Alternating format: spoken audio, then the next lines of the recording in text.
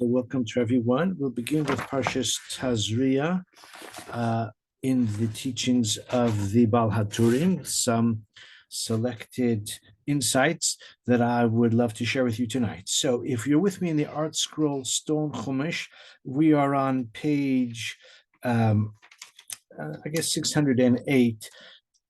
I say I guess because the comments of haTurim relate to near the beginning of the parasha, although for whatever the reason, the comments appear actually some psukim later. But let's talk about the beginning of Perek Yud Gimel on page 608. So we are in Vayikra, of course, near the beginning of Parshas Tazria. So the first passage in Parshas Tazria is about Isha Kisazria, a woman who conceives and bears a male child. She's Tameya, ritually impure for a certain number of days. Then she's Tahor after that, and then she immerses in the mikveh, and then she brings a certain korban to the Beis HaMikdash, and that is the opening passage. haTurim then says regarding the next paragraph, which is the beginning of chapter 13, Adam kiyeh ba'or basaro seis o sapachas or baheres, if he has some kind of leprous mark on his skin, which is described in different ways, different shades of white. This is a form of leprosy, not exactly the same as the medical condition, which is known as Hansen's disease, which is the classic leprosy that we are familiar with or we have read about in, let's say, post-biblical times. But this is a form of as I say, a form of leprosy which reflects a spiritual failing, a spiritual defect, which is manifest in this skin condition. And as we know, the person who is a Metzora or who might be a Metzora is brought before the Kohen, and the Kohen assesses him. I'm not going to go into the details of that because what I want to share with you is a comment of haTurim on the positioning of this passage.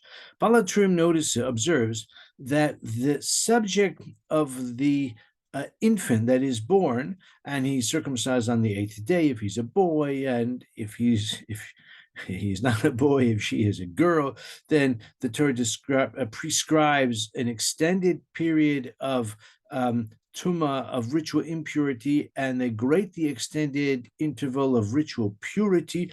But B'kitzur, we're talking here about the early stages of life, about conception, about childbirth. Says about haTurim, it's notable that the passage which follows, as we've just reviewed, we've seen right now, is tsaras, which is an unpleasant condition, possibly a long-lasting condition, even though the Torah prescribes a method for like rehabilitation, but it may not happen so readily. We find instances of tsaras that actually afflict a person till the day of his death, from which he never recovers. We find one of the kings of Israel was in that circumstance. So it's an unpleasant and a particularly unsavory, can be a grotesque disease from which a person can suffer, very unpleasant.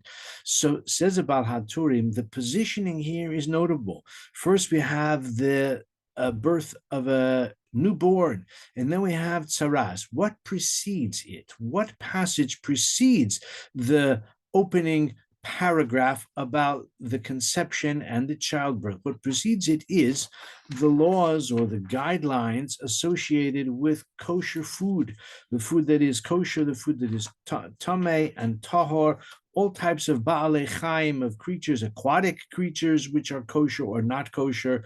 We have fowl, poultry, which is kosher and not kosher. We have land animals, which are kosher and not kosher, behema and chaya. There's a lot of good food that we can eat, a lot of nourishing, perhaps tasty food that we can eat. It doesn't maybe work for the sensibilities of vegetarians so well, but the Torah presents extensive lists of guidelines of food that we can eat, animals which are kosher and those which are not kosher. With that background, the haTurim says, Hashem, so to speak, says to the newborn, to the Vlad, even to the embryo, that if your deeds are good, if you live your life, in accordance with moral and spiritual values, in accordance with the prescription of the Torah, then I have prepared for you a range of food which you can eat, kosher species which you can consume, which will nourish you, which will give you satiation and please the palate. But if not, then the consequences or the alternative or the punishment of tsaras is right next door. So the infant, the newborn, even the embryo is positioned between two passages that represent two visions, two images, two pathways, two sort of consequences that await him in accordance with whether he is worthy or unworthy. This comment about haTurim is similar to what Rashi says, the first Rashi on the Parasha. Rashi also observes that in last week's Sedra, we read about Behema, Chaya, Oaf, Dag, which are Tahar, which are Tameh. And only after that extended chapter do we read now in the beginning of our Parsha about a child, an infant, a newborn, and how the woman who gives birth is Timeya as a consequence for a certain period of time, then she's Tahora. And we read further about the Metzora and about his plight and about the rectification or the rehabilitation, which may be accessible to him or maybe not, according to the particular circumstance. So Rashi observes that just as the creation of man is subsequent to, is described in the Torah as happening after the creation of Behema, Chaya, Va'of. When we read about the Torah's account of creation, Adam is brought into the world only on the sixth day, and Eve subsequently on the sixth day. So the human species is only created after the animals.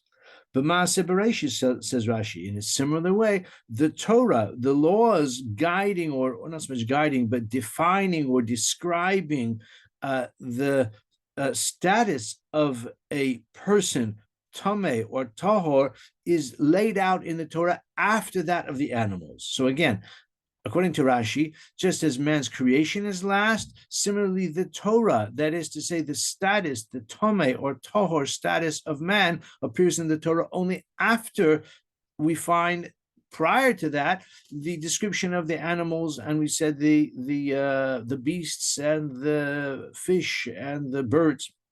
That's the part that Rashi quotes. Actually, the Medrash goes on to say, though, that if a man or a woman equally is worthy and is deserving, then how do we explain what lesson, what homiletic message is derived from the fact that all the animals were created first? Indeed, all creation was brought into existence first, and then man came about. What is the significance of that?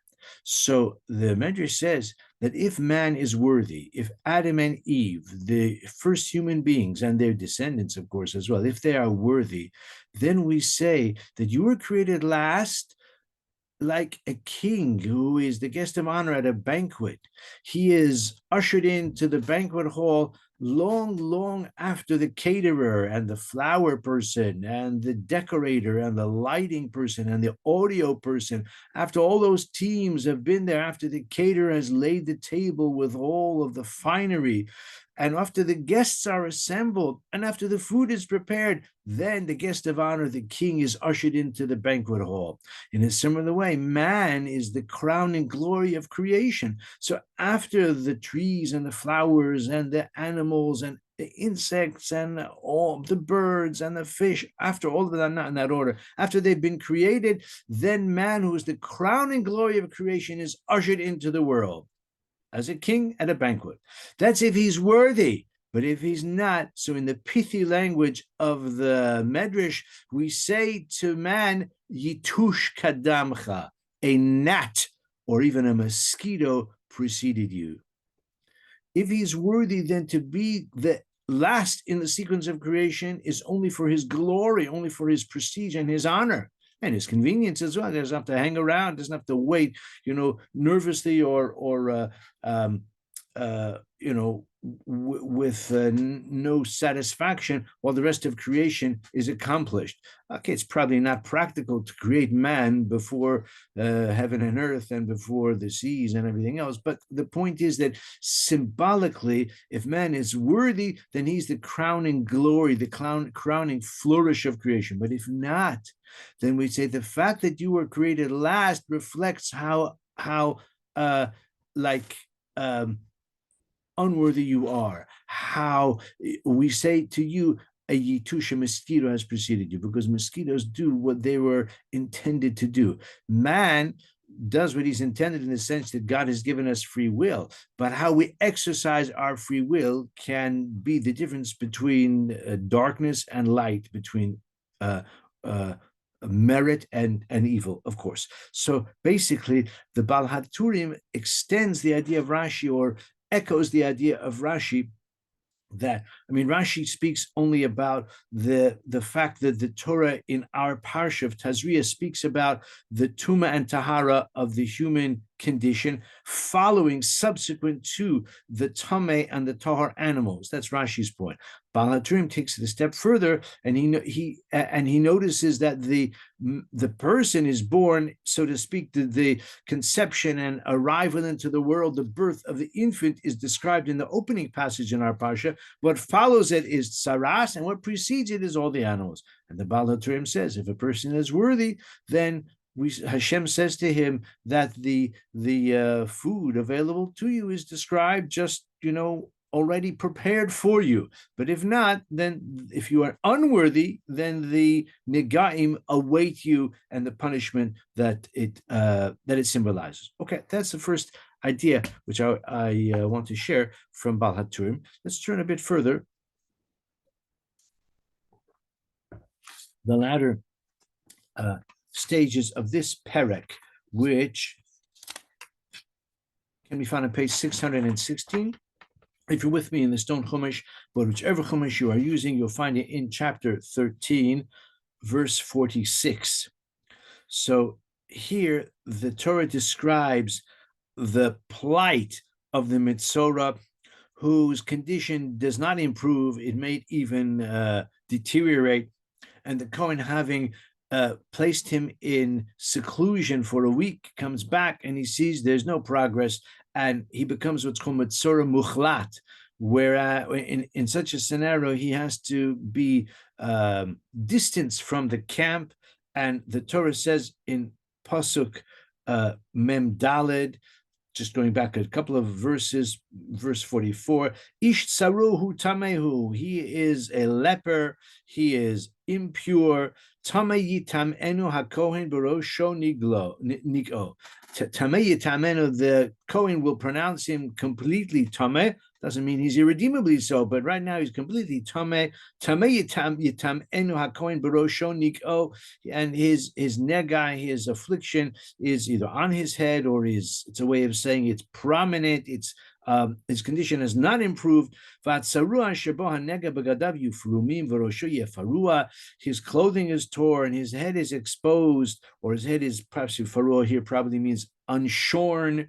And he covers his head until his mustache. Not quite clear if it's from the top over or from the mouth above. He's got to eat sometimes, but he is like in a state where symbolically he has no mouth. He can't speak because, according to the well-known rabbinic tradition, he has spoken too much in the wrong way, and he was guilty of Lashon Hara, and that's why he has tsaras.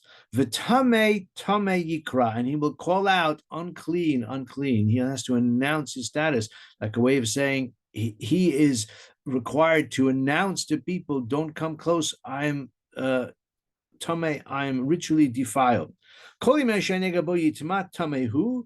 And all of the days in which the nega remains with him, tamehu, he is ritually unclean. Badad yeshev michutz lemachane moshavo. So Baal haTurim speaks about those last words. Badad yeshev, he shall dwell alone in isolation. Michutz lemachane moshavo. Not only is he has to be like in his own room, but he has to actually leave the house and leave the neighborhood, and leave the encampment of the community altogether. and he's basically banished for the time that his tsaras remains with him. Okay, so much is familiar, I'm sure, to the learned participants in this shiur. Says the Baal haTurim that the words badad yeshev,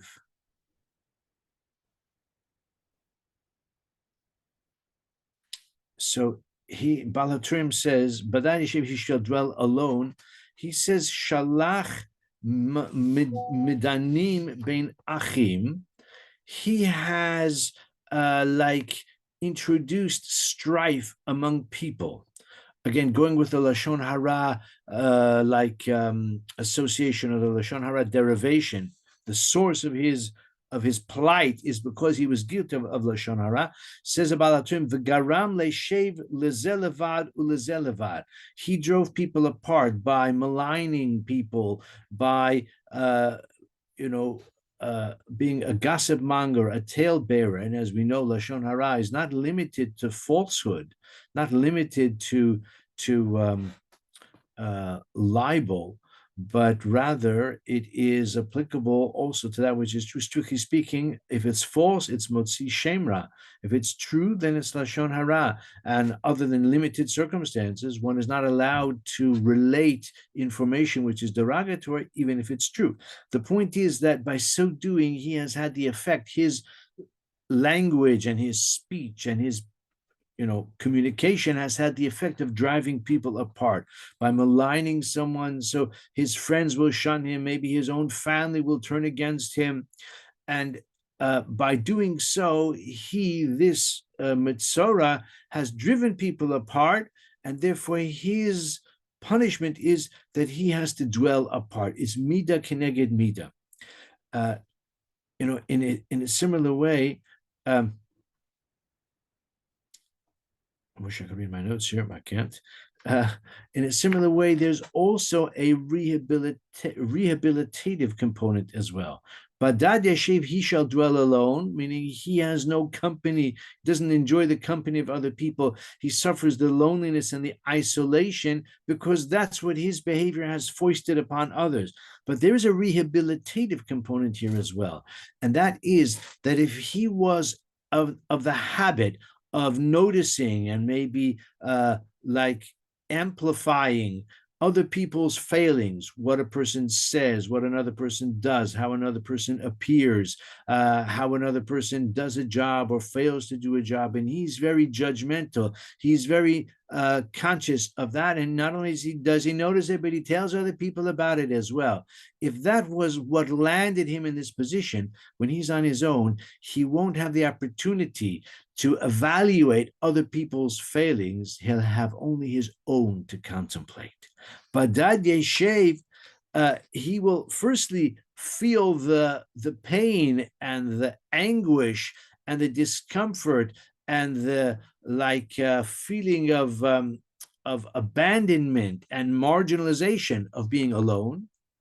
But more than that, beyond that, it can also be the path, as I said, to his own rehabilitation, because he now is forced to contemplate and to meditate and to reflect upon his own failings. He won't have the pleasure or the luxury of observing other people and their shortcomings to highlight and to, as we said before, even to amplify. So this is Badad Yeshev Michutz Lamachane Moshavo. I mean, to me, this has an echo, albeit not in the same way or for the same reason, but it wasn't that long ago when there were many people forced into basically solitary confinement, bidud, isolation, because of the pernicious epidemic that was wreaking havoc on the whole world. And there were many people who did suffer that fate. I'm not saying it's for this reason, but the phenomenon of bidud was something that burst into the consciousness of modern man at that time. In any case, I can't fail to recall those years, not that long ago, 5 years ago to be exact, when reading this Parasha year by year. I want to tell you about the birds. not the birds and the bees, but just the birds. So if we look at the beginning of Parshas Metzora, so now, having learned in Parshas Tazria about the means by which, or the consequences of a person being diagnosed by the Kohen with tsaras, now the Torah in Parshas Metzora deals with the purification of the Metzora. So let's take a look on page 620, the beginning of Parshas Metzora. It's Parak Yud Dalet.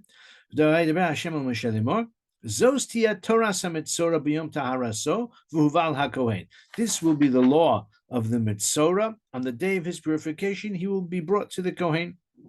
And the Torah describes how the Kohen will go and see him and evaluate him. And if the Kohen decides that he has been healed, so from a dermatological, speaking about epidemics, from a dermatological standpoint, he's cured, he's healed.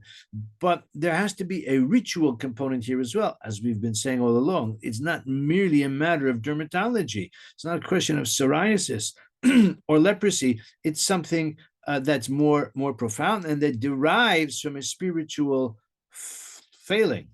So the Torah says, from a visual standpoint, he has been cured, he's been healed. But now, as we said, there's a process by which he is able to, you could say, exorcise, if I can mix my metaphors, the cause of his tsaras, and that involves a ritual that the Torah describes, also a korban, and bring a korban, etc., and also immersing in the mikveh as well. So take a look in Pasuk Daled.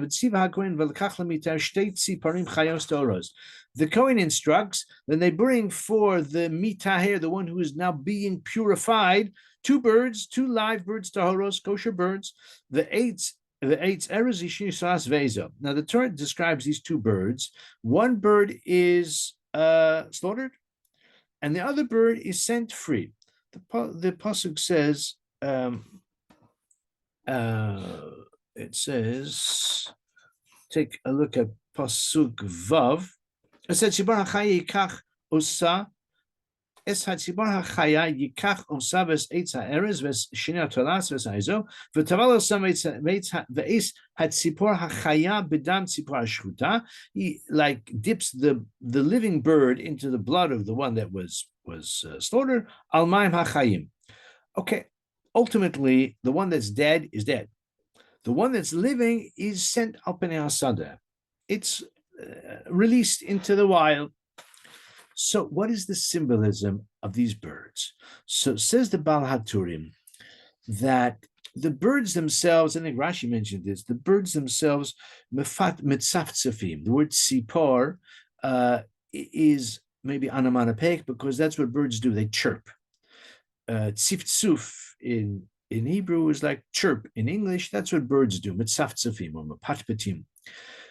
So this is a metaphor for the lashon hara, for the over loquaciousness, and it's not just the talkativeness, but of course what he's saying and to whom he's saying and why he's saying and what he's saying, and he's doing too much of all of that.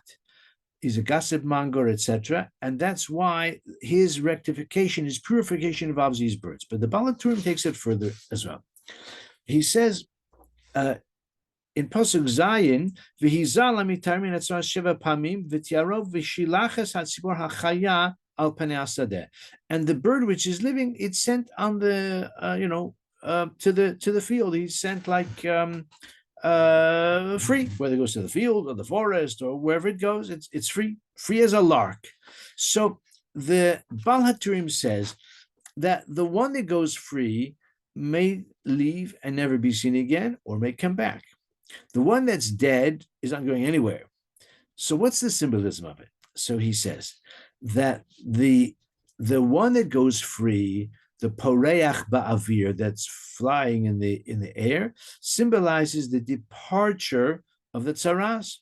He's healed from the tsaras is gone, just like a bird, a lark, it's free as a lark, and if you release it into the wild, you probably are not going to see it again. It's gone. What about the tzipor, the one that's slaughtered? So the Baal HaTurim says, well, that is a symbol that it won't come back again. Now, meaning, I'm sorry, I need to clarify. Baal HaTurim says the bird that's free as a lark is gone, but it could come back. A free bird could come back as well. He doesn't mention this, but there is such a thing as we know as a homing pigeon. Homing pigeons have a remarkable ability to come back, and even if they are transported or they fly on their own miles and miles, even hundreds of miles, they have the means of coming back. And you probably know that for a long time, homing pigeons were actually used as a kind of airmail service. And historically, there's a lot of evidence of that and some quite remarkable examples of that. The point is that the bird that is sent away, it could disappear or it could come back.